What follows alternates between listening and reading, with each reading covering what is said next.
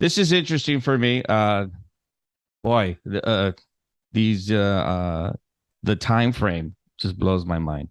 In 1984, I received a demo from a band that was local from Long Beach called Final Conflict. Today, my guest is Ron Martinez of Final Conflict. How you doing, Ron? Hey man, how you doing, Jimmy? When I received that demo over, God, almost close to what, 40 years, 30 something, It 30. was actually 85 when we did that demo, and we had it out on the streets like within weeks. One Like, of the things that I remember very vividly upon listening to that demo was the message and how very accurately it made me feel on the east side of where I was at. Here we are again, all these decades later, and the message is still relevant and very powerful. And it's unfortunate that we have to reflect upon that and those messages of that time. Does it blow your mind? yeah, I mean, almost every time we play a show, like I say that, I say, a lot of these songs were written long before most of you guys were born, and it's really good to be able to be here and play them for you. What's not so good is the things that we were angry about and the things that we were worried about are still happening today, and I think that was a testament because when Jeff started the concept of the band, when Jeff Harp, the guitar player and main songwriter, started it, one of the things when I joined the band that he was very specific about was making sure that the lyrics were relatable to, we weren't going to be, he didn't want the band to be singing about things um, of the moment that we weren't relatable to. So, for instance, like we weren't going to have an animal rights song because not everybody in the band was vegetarian. We weren't going to write songs that were going to tell people do as I say, but not I'm going to sit here and just write about it. Right, right. And that was a very specific thing he wanted. Like that it was like it needs, I want to write about the things that touch people and that we can relate to, not just, if I'm angry about this situation, I'm angry about the war going on, I'm angry about Reagan, but I want to write about the things that directly affect. I want it to be honest.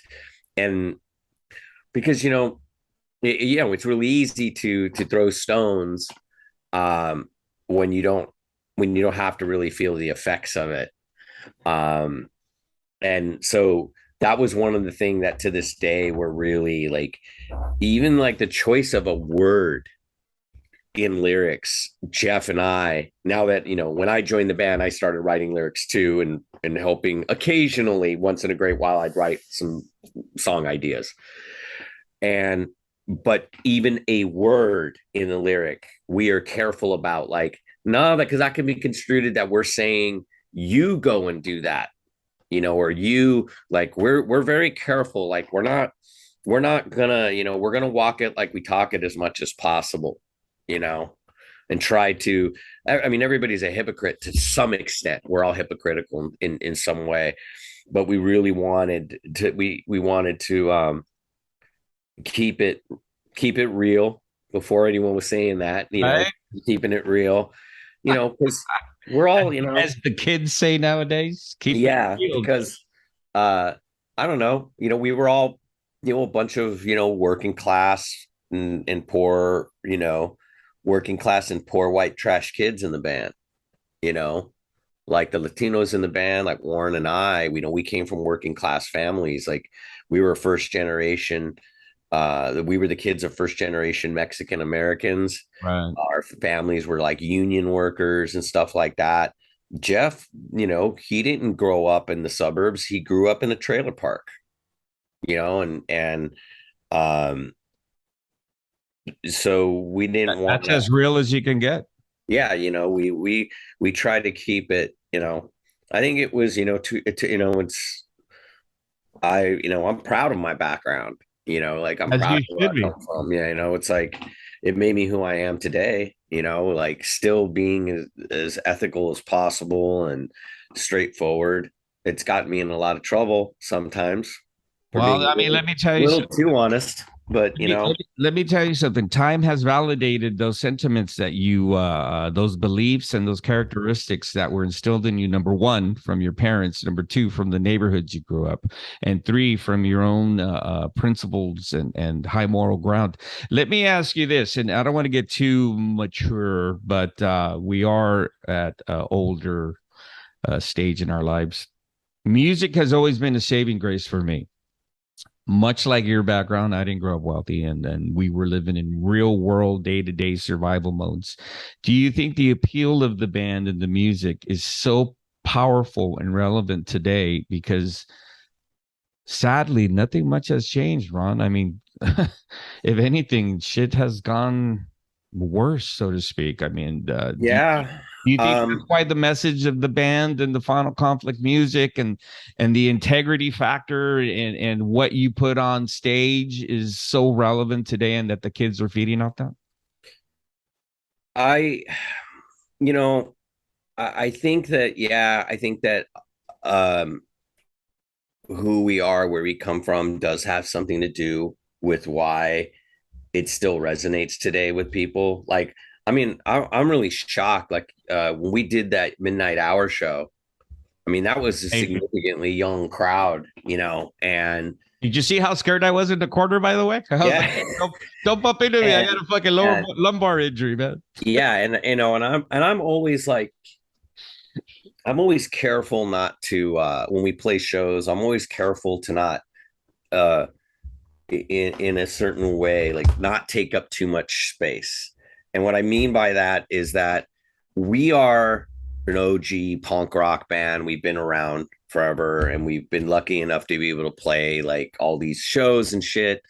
And I think it's important to kind of stay in your lane at times and not take up space for the bands that are out now and that are trying to get their word out, get their music out. So I'm really like, I really like to keep our live sets, and Jeff and I would discuss it, like keep our live sets like tight, concise, and we get up on stage and we do our thing quick, and then we get off.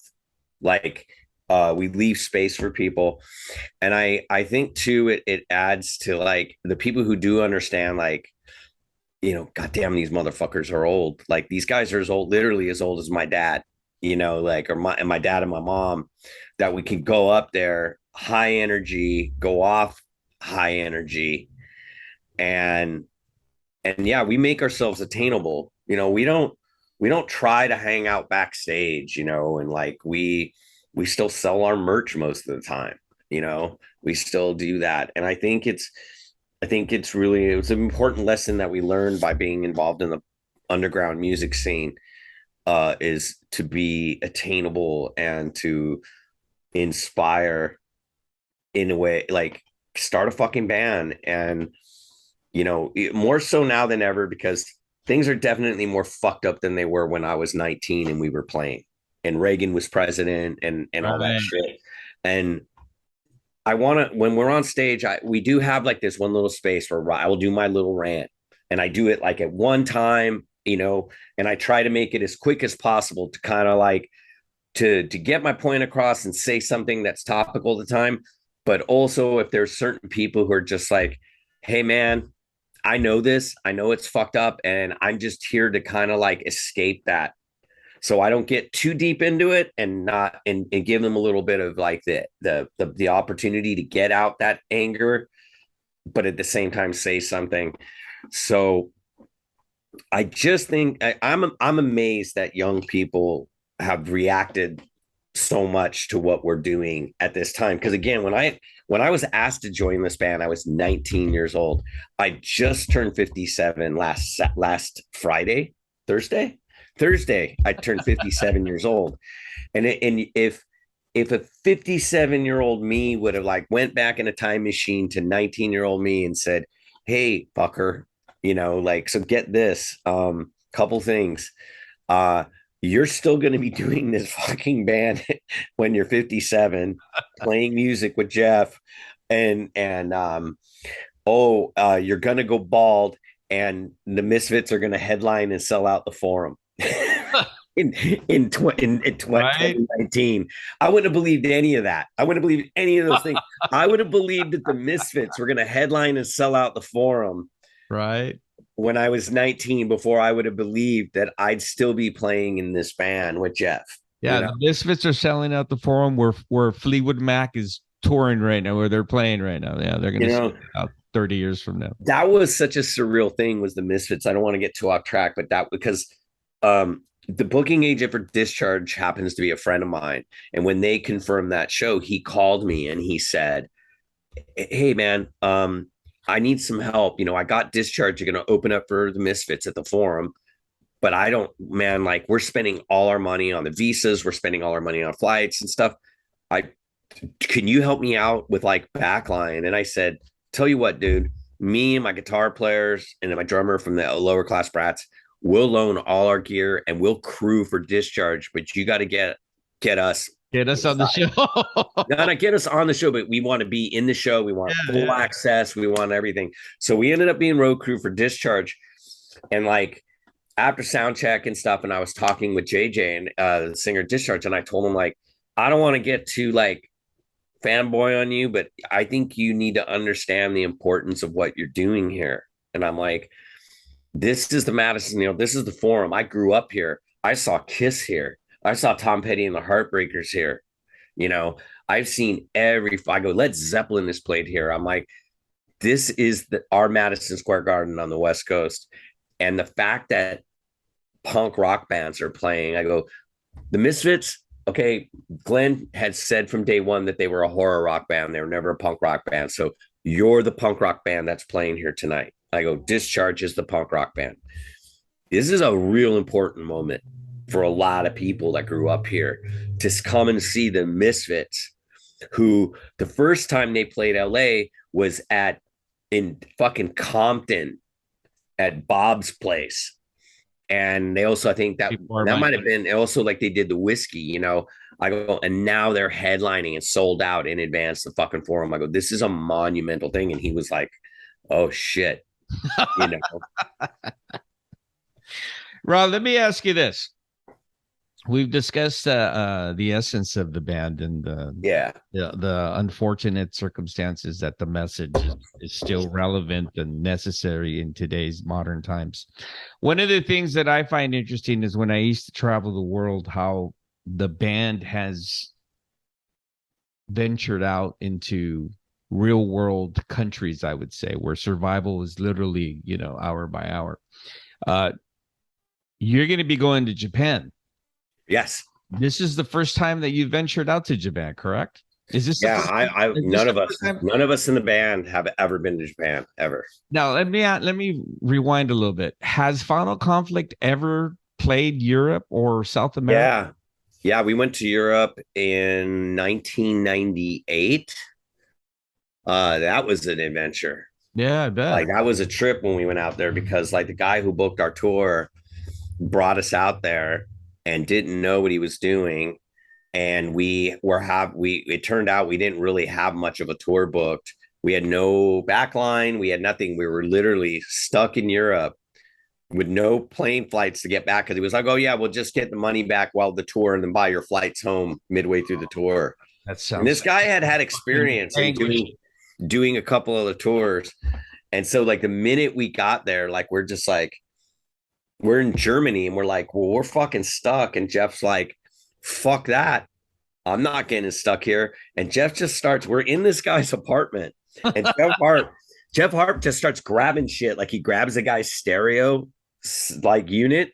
And he's like, guy goes, what the fuck are you doing? And Jeff goes, I'm going to go on the street and sell your fucking shit because I got to get a plane ticket to get home. So we just start grabbing shit. We're going, yeah, Ferdy, fuck this. And like, we just start grabbing anything that looks valuable. Like, we're going to go and sell this because we're going to need money to get plane tickets back home. Wow. And he starts panicking and stuff. He gets us to our first show. And the sound guy at the first show in Germany on our European tour, he just pulls us aside. He goes, what the fuck are you guys doing? How did you guys get linked up with this? And he tells us, like, this guy has a fucking horrible rep in our country. And we thought he was lying when he said he had Final Conflict booked. And we're like, look, man, he said he had everything handled. Don't worry about it. We land here and he ain't got shit. Like we didn't even get here. Like we barely got here. And so the guy goes, look, I actually book tours. Why don't you come home with me? You could stay at my house for a few days. We will rebook a tour for you Wow. while you're here. And while I'm doing this, you guys need to write a letter explaining to everybody what has happened while you're here. And we'll get this out through the networks and through the fanzines and whatever. And so that's what we did. We told our fucking booking agent to fuck off. We hop in this tiny car with the sound guy and we spend 2 days in his little flat while he rebooks a tour. He like, Avail were on tour at that time in Europe, and he called the booking agent Avail and got us added to a bunch of Avail shows. They added an extra mark on the door price. So we got that extra mark. Right. And Wow. halfway through this tour that was literally being booked while we were still in the country, and it was just literally like he assigned us a friend that was our driver, and we toured. It was seriously like Final Conflict in a clown car because we were literally touring in a Volkswagen Golf with like a bag of merch and guitars on our laps in the back seat, and like three of us crammed in the back and then one in the passenger seat and someone driving us. And we did most of the tour like that. And That's as punk rock as you can but yeah, but we were like, fuck it, we're here, we're gonna do this. And we did. He salvaged a couple of shows that were originally booked by the idiot Ferdy who booked said he had booked a tour for us. And then we jumped on a bunch of shows. We got all our money. We got money to fly home and we had a great time. And we actually had days to spend with our friends. But that was the only European tour we ever went. That's the only time we went to a foreign country or anything like that. And it was definitely like one of those punk rock moments where you're like, okay, you're literally on the other side of the world. You're away from home. You hardly have any money. Like at the time, I think the only one of us that could have like I could have got a flight home, but I wasn't going to leave my band members there, Yeah. So it was like, what do you do? And it's like, well, we came to fucking play. We're going to fucking play. So we just jumped on a bunch of shows. We would jump on shows and people would go, are you Final Conflict from America, from Los Angeles? And we'd be like, yeah. And they're like, yeah, well, we saw your name written on the door. Like, no, it's not the same one. We're like, yeah, man, we're traveling in a clown car right now. We literally did most of that tour in a Volkswagen car, like a Volkswagen 4-door car. So now that you have experience in what you do as an occupation, I'm assuming the Japanese tour will be nothing like that. Oh yeah, the Japanese tour, like the tour has been organized completely by Takeshi, who's the bass player of the band Rocky and the Sweden. Right. And the only thing we have to do is get on the plane. Well, that's like, good. They're you know what, and everything's Japanese set. are in for a Titanic experience, I would say. I'm sure they've been reading and viewing, now. Yeah, I mean, we're looking forward to it. We're dusting off some songs we haven't played in a while that we know will be really good to play. And it's gonna be a trip, man, because like when we got the tour routing and we saw who we were playing with every night, and you've seen it, it's like Japan's greatest hits. Yeah. It's a great bill. I wish it was in the United States. And I was just like, I looked at it and I'm like, there's no fucking way this tour is gonna happen because there's so many awesome bands. Something's gonna happen. Someone's gonna get COVID. Someone's gonna break their leg. I'm gonna get laryngitis. Like something's gonna happen. But no, it's actually it's gonna happen, man. Like we got it was taking forever for my passport to get renewed. I finally got my passport. Finally came in early this week, so I sent that information to Takeshi. But if it hadn't been for him, yeah, I mean, he's bankrolling the whole thing, and like we literally don't have to do anything except for get on the plane and get off. He organized merch. Like Jeff and I approved the merch. Like we looked at it. Oh, change this about it. But he's bankrolling everything. Yeah. And they take care of everything. And then, we'll make money if all the expenses are covered, but I don't give a shit, man. Fucking free trip to Japan. You Yeah. know, like I'm gonna go record and toy shopping. I Like mean, I'm sure you're going to block out, the North Korean missiles flying over their airspace, and of course the we might be responsible for them going off because they're going to see all this seismic bullshit going on and right, wondering right. what's going on. You So, know like, what? I mean, we plan to play as loud as possible. Maybe the Chinese fleet will actually decide to take on Taiwan since you're there and causing all this havoc. Hey, It's like, yeah, let me ask you this. It's got to be rewarding. I don't want to specify the actual years, all these decades. It's got to be rewarding to and also validated by time. We discussed the credibility, the influence, but listen, it's got to be rewarding as just at our age music fans to be doing what you're doing. When I go see you play, I really enjoy the moment because it's very rewarding to me to say, wow, this band's still doing what they're doing on their integrity and grit. Where we're in an age now where all these bands that were of that era are back for not that reason. Let me ask you this. Does that affect you psychological wise when writing new material? Have you written new material? Are you planning on writing new material? we have, and we're actually in the process. Um, I think that, there is a lot of pressure on the guys. Fuck yeah, there is. You got the kids like me Like, going, hey, hey. yeah, and I'm the guy who's either the worst critic or the biggest cheerleader. Like I'm like, you know, there's one of the reasons, and I'm open about this, and I don't think Jeff will mind that I say this. Like one of the reasons why we we are able to be so volatile in um as a band on stage, especially at our age, and still like shake people up. Like we go and you've seen us, we don't fuck around when we play, is that we are also volatile off stage. Like we butt heads quite a bit. Like Jeff and I will butt heads, but the things that we're butting heads about are not, they're important things. Yeah, they're not toxic. They're not narcissistic. Yeah, they're not, They're and not they're and self-absorbed behaviors that would cause. most of the time we're butting heads is me telling him to quit overthinking stuff and just going for the gut. Where I've been like, they were working on this new song and it was a good song, but it wasn't a good Final Conflict song.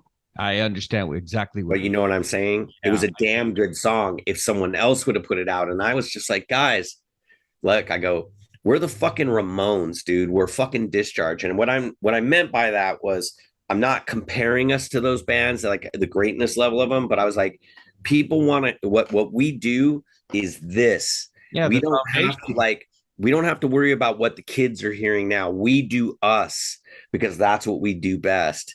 And I was kind of like, look, man, we do barn burners. We do fucking fuck you, like fucking overturn a cop car shit, and I go, and there's no reason to, if we want to like kind of change it up, then let's do it in another phase. Like let's do it with another band name or something. I go, but people come to us for this, and this is what we're good at. Like you perfected the recipe, Jeff Hart. It's just more that Jeff really is, he wants to do the best possible thing. So sometimes there's overthinking instead of just going for the gut. So it took a while to get those guys to just go for the just gut play and write from the gut instead of overthinking, because there's like 14 songs written and we've discussed them, and some of them I was like, this song is fucking awesome. Let's trim the fat on that. Like let's trim the fat on that. Let's make it a little more direct and stuff. And it wasn't a matter of like me trying to assume production control or anything, but it's like before I joined Final Conflict, I was a biggest Final Conflict fan. I used to watch them rehearse. So I can still listen to those guys play and look at it from a fan perspective. Right. Not an indulgent like artiste type thing. So and I've told those guys, fuck it, man. Like if we're just gonna go out there and play the greatest hit, I'm down to do that. I'm down to not write one more fucking song and just play what we do and say what we say.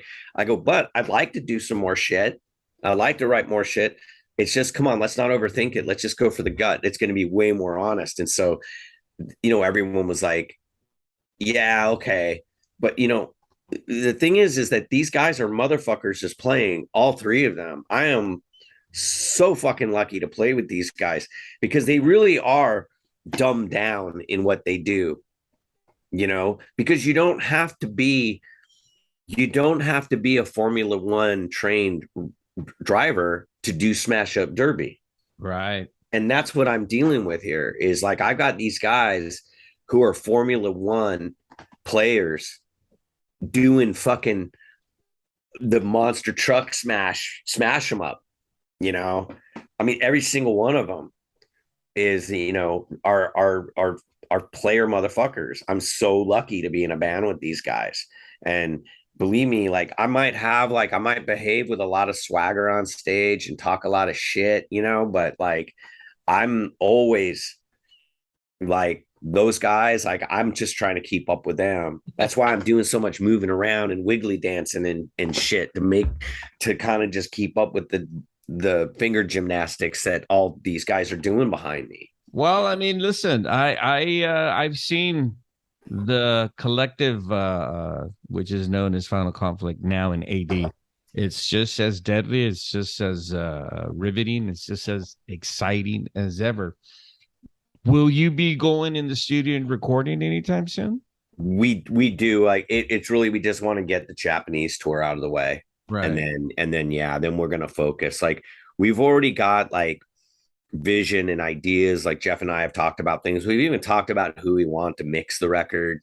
Like, okay, we could do this. We could record it here. We could do it like this and save money and spend the money on having the right mixing guy. Like, we've even talked. There's talk, and it's penciled in that we're gonna finally fix the Rebirth album. We've never Oh, okay. Jeff and I have never been happy with that record, on the mix, and there's just some vocal things that I did on it where I'm just like, I can only say in my defense, dude, it was the 90s, and so we're gonna Isn't we that actually crazy that we refer to that period now as it was the 90s. 80s? And so we actually have the master reels of that, the full unmit, and the engineer who recorded that record for us, Jim Monroe, is a badass. Like the engineering, the guitars on that thing sound amazing and everything. The tracks are perfect. So we've discussed it, and I'm probably going to have to invest my own money in it to kind of get the ball rolling on it. But what we're first going to do is take the reels, bake them, get everything transferred to digital. And then I'm going to re-record vocals on just a couple songs, on parts, just to kind of, just shit that makes me cringe, man, when I hear it now. I don't want to like rewrite history too much on that, but just certain things like fix on certain songs. And then we got a vision of a badass who I want to mix it, and I know he would do it, but I don't want to say who it is. Um, but I love his work. I've loved the stuff he's done on other records, and I've even talked to Tank Crimes, who wants to do the reissue. And I said I like this guy to remix the record, and he was like, "Oh, dude, when he recorded this band's album, he specifically was told to mix it like Ashes to Ashes." And I said, "Well, then Wow. that's the fucking dude." There it is. There I it said, is, man. "That's the fucking guy." So it's going to come out the way that Jeff and I had always hoped it did, with better cover art, and like it'll be like the record we always knew it could have been. Let There me was just, it's let, 75% there. It's seven the version that's out there is 75% there. It just needed a better mix and like a heavier mix, and just some of my oh god, my vocals and some of those songs. let me ask you this. I've always said this. Jeff Harp has been highly underrated when it comes to his guitar playing. He's fucking amazing. Just Yeah. the riffs alone. And I'm sure in your realm, they recognize his artistic talent. A lot of people who are not aware, now I'm referring to like the new generation. He is most of the art was created by him. Yeah, all of it. Like, Amazing art. As a matter of fact, not that long ago, I actually bought some art from him and it hangs proudly on my wall. He's an amazing artist. Will he be involved artistically in the album? The art? yeah, He has yeah. to be. He has to be. There was the original with the Rebirth album cover. There was an original concept that we had, and one of our band members was like, I don't like that. I don't want that.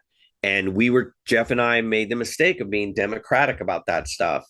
And we were, I'm mostly to blame with that. I was like, look, man, we're a 4-piece. We all ought to have a say. And I don't agree with him, but if one person doesn't like it, we can't do that. And Jeff was like, okay. And then it's just to the point now, Jeff and I know, and we agree. And the other band members, oh, look, we're the mainstays in the band.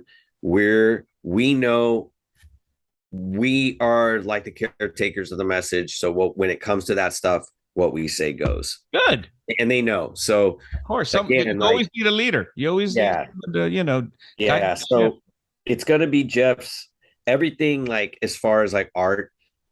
Even if were to use somebody else's art, like if someone did something badass for us, there's no way that it would be used by us unless Jeff's like 100% on board with it. Right. But yeah, we have a resident like artist in house, so we don't really have to like look. We don't have to look any further than like the guy standing next to us. Such talent all the way around. One of the things that was impressive back in the day was also just the energy and the determination of. I still have some of those flyers that you would put out with the message and at the time the social injustices that were occurring. Have you thought about going in that route now, especially how everything's just so chaotic, or is it kind of something of a young man's game, so to speak? A little bit of column A, like, yeah, it is a young man's game, but like I said, one of the things I do is like, we don't do an all age show without me saying something on stage that's good. That's on because that is like, we don't, one of the things that we always say that I always say when we play is I say, we're Final Conflict from Los Angeles. We're anti-racist. We're anti-war. We're anti-homophobia and we're anti-racism. I go, most of all, and I always pause and I go, we're anti-cop. And that usually makes the room just fucking explode. And, I don't give a fuck if anyone likes it or not. Jeff and I have discussed this thoroughly. We're a political punk band. Right, that's it. Like, and if you don't like it's totally okay. You can come to our shows and enjoy the music and slam pit and have a good time, but just don't come at us criticizing us. Yeah, like, oh, I didn't come to your show to fucking get preached to, and it's like, well, don't they know what they're attending? Don't they know the band? Like, motherfucker, like, do you have any sense of like self-realization of where like reading the room? But yeah, it's like, sorry man, I can't do it. Hey, let me ask you this. You are aware that amongst law enforcement in our age, they are fans of Final Conflict, right? So they get a kick. No, I was just going to get to that.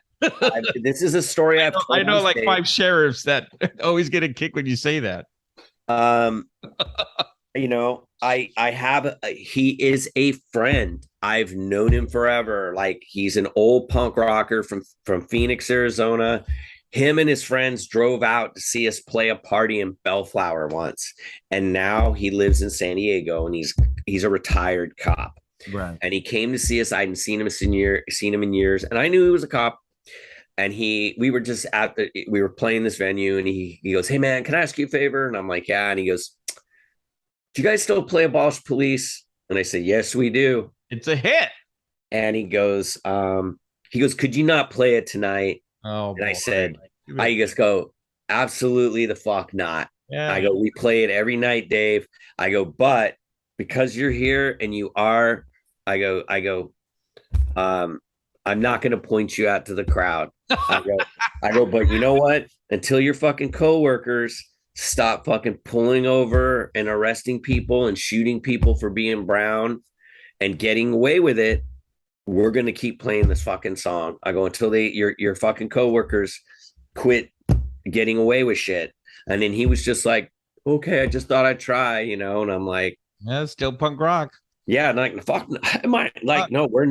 We will never not like. And that song, that's a song that I always bitch about, like backstage and between the band members of like, never let your guitar player write the lyrics when he's not a singer, because that song is a bitch to perform live because it is so many. It's like a conflict song that it's like this sermon on top of right. music, and it's tons of Verse lyrics after and verse. words and words after words after words, like no breaks. Now, when you're 19 years old and you don't get a lot, you don't get laid a lot, you have a lot of energy and you're able to fucking do, you know, fucking talk super fast and blah, blah, blah, blah, blah, like, but when you're in your 50s, you need to take naps. Yeah, man. And but I still do, that's the one song. I always make jokes with Jeff about it, like last time I let you fucking write the lyrics, homie, not giving me any breath. But as you know, I still pull that song off 100% like we do on the record. It Yes, is you do. hard, and there's a reason. It's, I tell him like we got to do this song at this point in the set, like because I'm warmed up and I'm not going to be tired. But that song is really important for us. Like we will always play Abolish Police and Crucifixion in every fucking live set. Like there's no way It's there's still not. relevant. It's still Yeah, relevant it's to like this day. I mean, and that's what I was getting to earlier when we started. Is like here we are, 2022. We're grown men, supposedly in a civilized society, and nothing has changed. If anything, it's gotten worse. The nuclear threat and the nuclear apocalypse is more relevant now than during the Reagan, Soviet standoff era. I mean, you're going to be going to Japan and look at the situation there.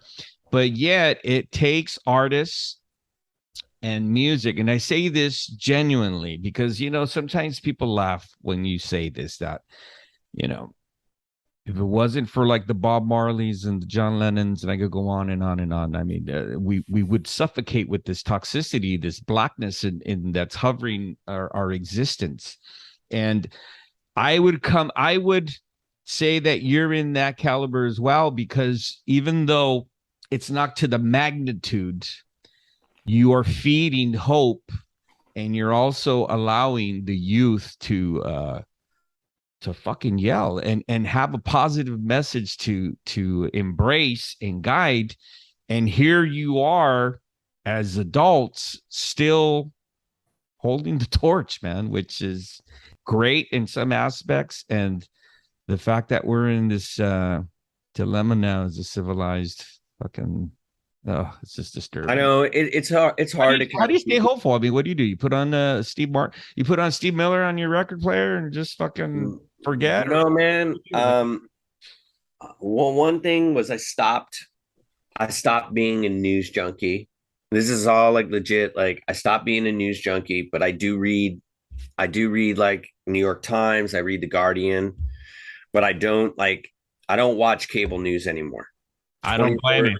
247, the same story driven by hour after hour. If I even watch it, I watch an hour. Like, okay, I like this guy because he's just straight. He'll attack the Democrats as much as he attacks the Republicans. Like I can hang with this guy. He's right down the middle. But overall, I keep informed daily just by reading. But I partition that time, like time management. I don't let it consume me. I make sure to have time that is to enjoy things, like I try to make sure to go to the movies at least once a week. I call it my titty bar, because like, usually guys of my age, they lie to their wives and they say like, oh, I'm gonna go meet the guys for a drink, and they're at the titty bar throwing their fucking kids' college fund away at some chick that's like the age of their kid, working and blowing their money. Well, in reality, like I'm like leaving the house and I'm actually just going to the movies to go see something at the Alamo Draft House. I might have a beer and watch the film. And that's just my escape. Just go see a movie, man. Or I'll go record shopping. I'll go down to like going underground in LA or Amoeba or Bionic and down the street from me. And I just go in a record store and I shop. Like that's like my therapy, like That's your makes me grounding. happy. That's my therapy. Like I go and I I do that shit and just escape. And I make sure like every day to do something like that, you know, so I'm not, I spend a lot of time being really fucking angry, like, like angry. And now I'm more like pretend angry. You know, well, I'm angry about stuff, but I'm not just so I don't I just realized I didn't want to be a bum out to be around and like so Right, petty all the right. time, you know. I So don't want to have a heart attack over it. You know? yeah, yeah, exactly. Like so it's you know, there's that balance, you know. Yeah. Like today I spent the day working and then I took a break for a while. I listened to fucking Pink Floyd and Animals, which is like entertainment and getting some knowledge because it's a fucking great fucking like statement, social statement, that record about classism Yeah. and religion and war and the manipulation of people, you know. And it's a great fucking album. It's got some of the creepiest keyboard lines ever, like the intro to Pigs, three different ones, that the little do do do do do do. It's fucking creepy, man. Yeah, man. That was record was released in 1977. It's still a creepy fucking record, you know. So I get my rocks off. I'm like still like listening to music and stuff. Like I'm still a fucking voracious music nerd, you know, and like consuming everything. And I don't read half as much as I should. I have literally, Jimmy, I got a stack of books like this high that I haven't gotten to that I bought. I'm reading a book right now, like slowly going through the Dave Hill from Slade. It's his autobiography. Oh, that should be good. It's great. It's a Yeah. great story, man. Because like I It's another love great band Slade. that's underrated. Yeah, and but yeah, man, like it's important to do the fun shit, I actually make it like I put the time aside, you know, like just the other last night, man. I had some work to do, and I just said, "No, fuck it. I'm gonna go to Midnight Hour, Verbal Assault, and Gel are playing. I'm gonna go see a show."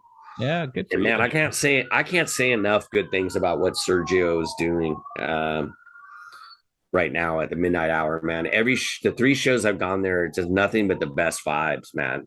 That place has great energy, and obviously because of who's involved in it. Yeah, and It's it's nice, real nice escape from community. reality in there. It has nice energy, has great energy, great vibrant energy, and the people involved with that establishment really have they got their head right on what they were trying to achieve and are achieving.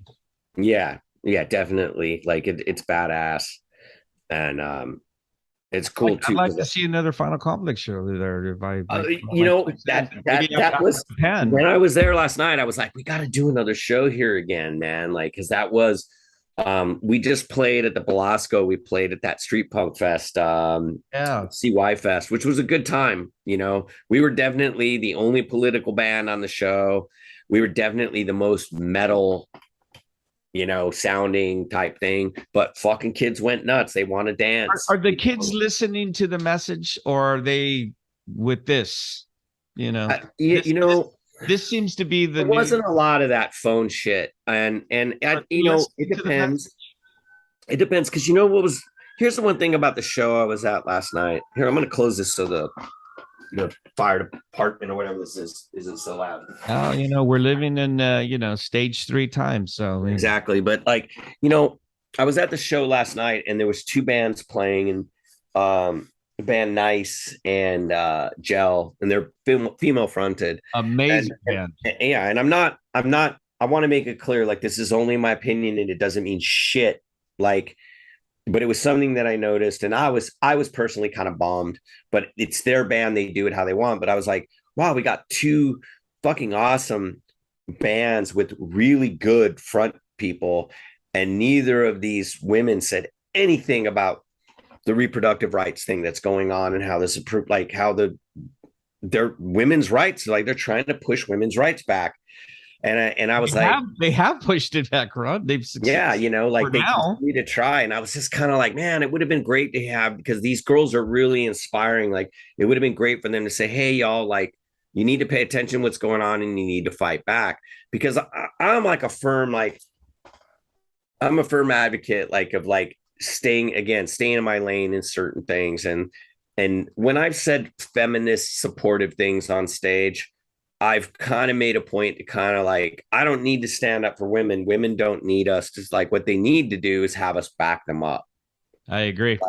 Like shut up, listen to what they had to say. And if you agree with them, back them up. Like, so again, like sometimes I'm a little too premeditated, but I don't want to go on stage with Final Conflict to try and like present myself as the patron saint of feminism, because I think one of the things too that people might misunderstand about Final Conflict and have misunderstood about us is that they thought we were a bunch of crass holes. They thought we were a bunch of guru Indian style sitting punkers who didn't eat meat and were pacifists. And it was like, to this day, I'm the only one in the band that's a vegetarian. And none of us have ever been. We've never been a pacifist band. We're not woke. We're not very politically correct. Like we are all about equality. We're all about but like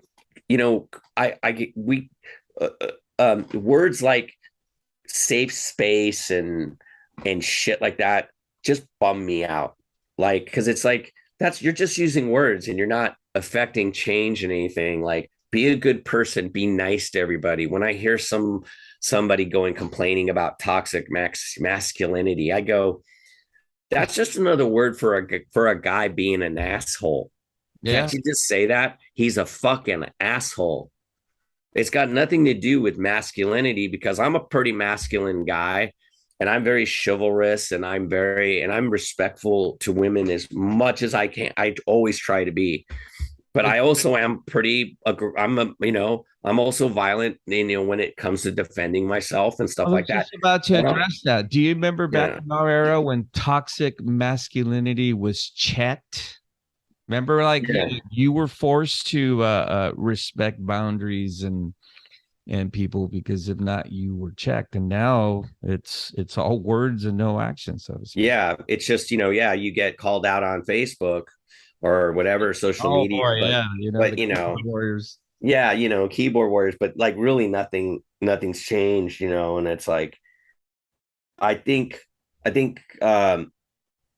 Like I said, like I hate when people just run to words. Like we need a safe space. We need this. And it's like, and I was like, well, you need to do more than just say it. You need to put it in action. And sometimes that means that you got to check someone that is misbehaving. Yeah, I agree.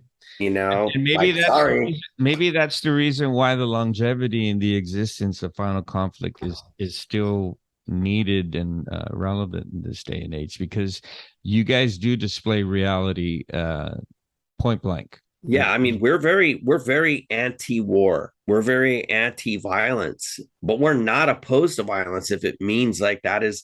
Unfortunately, we deal with a certain type of in a situation that, unfortunately, there's a certain groups of people that the only language that they understand is violence, even if it's as subtle as a slap. When you go, you need to quit doing that, or we're gonna have a thing. Oh, blah, blah, blah, blah, slap, and then they go, oh shit, and then it stops. It stops. The evolution of mankind still resorts to. That's why I don't. Animal kingdom checking. That's why I don't agree with these people that go, well, you shouldn't punch Nazis because then you're as bad as they are. Oh, don't get me started on that Nazi thing. Yeah, fuck no, we're not. And like, I'm 57, and it's really easy for me to go on stage and go and say abolish police and fuck the cops and shit. But here's the reality: I don't call cops. I don't. I agree. I don't call. Like I'm not going to go out on stage, okay, and then have something go on in my private life, like having problems with my neighbors, and like, well, I'm going to call the cops and tell them to shut up. I don't call the cops ever. I have no use for the police. I have no use for them, because anytime they've ever been around, all they were was trouble to me. Yeah, they were detrimental to my health and well-being. Exactly. And I still are. And it sucks. It sucks that I got to feel that way, because no exaggeration, homie, like a couple weeks before the George Floyd incident happened, I remember I don't know how it popped in my head, but I'm grinding my coffee beans and getting ready to start my day, and something popped in my head about Final Conflict and the song "Abolish Police" and some of the lyrics, and I was just like, "Motherfuck, man, I'm in my 50s now, and I have to start thinking about my social responsibility, about how I feel about singing these songs at this stage, because I got to walk it like I talk it." And, you know, it's been a while since I've had any fucking negative thing with cops. Not that I'm like running, palling around with them, but Wow. how much Wow. against the cops am I going to continue to be? And then literally 2 weeks later, George Floyd fucking Yeah, happens. the And universe gave you an answer. I see this fucking 9 minutes of them on his fucking neck. And I'm like, oh yeah, fuck these guys. You know what? This sucks that I have to be reminded that they fucking suck and they're fucking useless, you know? And it's funny because I've been at I was at a show, a Final Conflict show, and I met a first responder, a guy who was an EMT. And he went and told me his story about, like, man, I got into Final Conflict when I was 14 and I had the poster on my wall, and I lived in this town, but now I live in California, and it's so cool that I get to finally see you guys play. And I said, hey man, I got to ask you a question. He's like, what? I go, okay, well, you know our thing, we fucking hate cops. And I go, I've got some friends that are first responders. I got friends, like, there's a former Final Conflict member that's a firefighter. Okay. His job is to run into a burning fucking building. But those are real heroes. Okay. Those are on the other Cops don't go running into burning buildings. No. But that's his fucking job. And that's what James does now for his career. So, anyways, I asked him, I said, do other first responders like not care too much for cops? Like, I don't. I go, because I got nothing but respect for people who, are EMTs, that are firefighters, that have survived military service. And I'm like, and he just goes, oh, absolutely.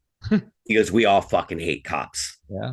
Yeah. Well, I mean, listen, I also say that as far as like the law enforcement, there needs to be some sort of social order, but it's never been done in a fair manner. And meaning the lower income or people that don't have, let's just say, lawyers at a beck and call, suffer the social injustices. And then let's also be real here. A lot of these cops have a gang mentality, and they look upon certain races as subhuman or not human at all, and they abuse the power. And that's still relevant till this very day. As a matter of fact, as I leave this studio, I got to worry about that shit. Absolutely, man. And like, it's not something that's going to get fixed right away. I mean, there's ways to fix it, and I probably bum some people out by saying it, but I'll say it. Is one of the things is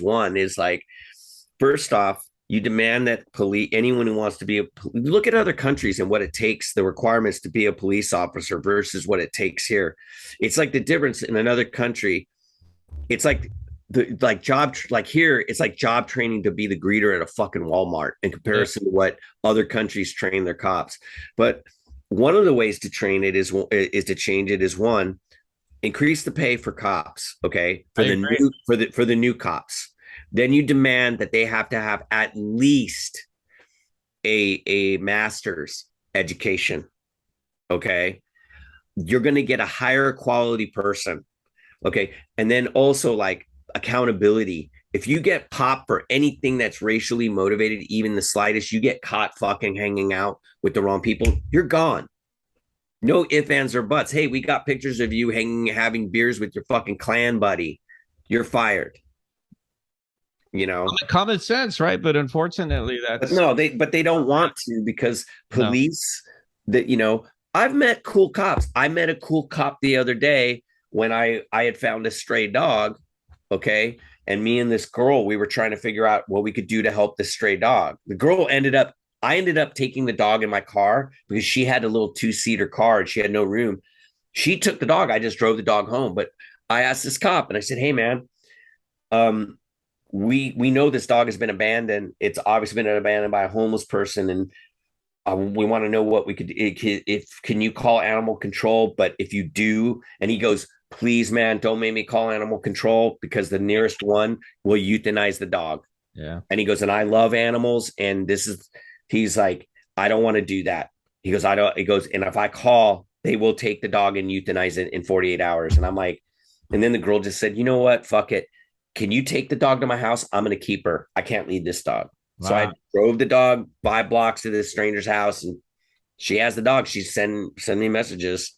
Well, you know what? The dog, but that cop at that moment was cool and he was kind. But it don't mean that I'm going to write a song abolish police, except for the cop that I met at the 7-Eleven who was nice to the dog. Right. You know.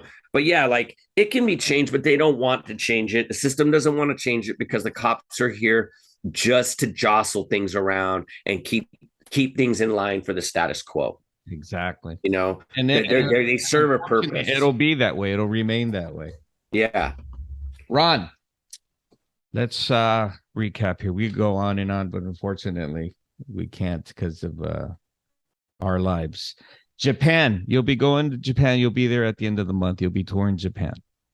Mm-hmm. You have new music written, and you'll probably be going in the studio to record it. Will there? Yeah, I hope so. Would there be any possible shows in Southern California or any shows abroad? Oh, we ain't going anywhere. Yeah, there's always going to be shows. I mean, we've been talking to the homies in Cryptic Slaughter and like maybe planning something in the middle of like next year and like, you know, bringing it back to 1986 with a really, but we're gonna have all the bands that still deliver on stage. You got to hit up Dan from Excel as well. Full circle. That is, they are on the very short list. My God, like, full circle. Yeah. Literally. Yeah, I mean, fuck, man. The first time we ever played with Excel was in Bakersfield with Hyrax. Bakersfield. Wow. Unbelievable. Ron Martinez, we could go on and on and on. I want to thank you for taking the time to be on the 5150. Let me just say this. There are things that are validated by time that in my neck of the woods is called real. You, sir, Jeff, and the younger Final Conflict band members you have established that. The legacy speaks for itself. The history in itself is remarkable. The inspiration that till this day you feed on these kids, the guidance and the awareness is something that I appreciated when I was an adolescent, and it really, really made me aware of that outside my world at that time. There are other communities and other people that are going through the same thing, and we could all unite. And with that, I want to thank you. I want to also wish you well in Japan. Please enjoy Japan before anything unfortunate happens there, because that culture and those people are amazing. That's a beautiful country. Yeah. And with that, I wish you well, and I look forward to new music being released. So I can. Yeah. So thank you, man. Thank you so much, Jimmy, for your support and your friendship all these years. It means a lot to me and Jeff, you know, because when you show up at a show, we know we're not the oldest person there. Yeah. Do you see me fucking with my back pain fucking aching by right there? I'll be probably taking a walker the next time, but you know, I'll be in the corner. All right, homie. We'll talk to you soon. Take care, Ron. All right, have a good weekend. Cheers, my friend. Bye-bye. Bye.